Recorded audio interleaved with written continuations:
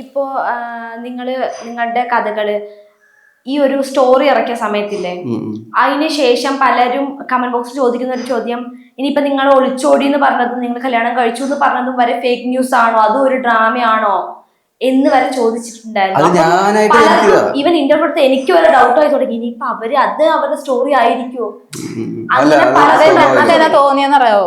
ഞങ്ങൾ ആ ഇട്ട് കഴിഞ്ഞിട്ട് വേറൊരു വീഡിയോ ഇട്ടായിരുന്നു, റീൽസ് ഇട്ടായിരുന്നു.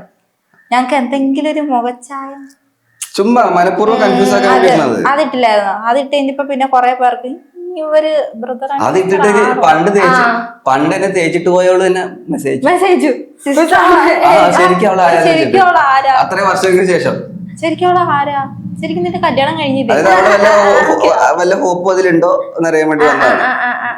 എന്തോരം പേരാ മെസ്സേജ് ചെയ്യണെന്ന് അറിയാമോ. ഞാൻ ഇപ്പോഴും അതൊരു തെറ്റായിട്ടല്ല കാണുന്നത്. അത് ഞാനൊരു സംഭവം പ്രൊഫഷണൽ ആയിട്ട് ഞാൻ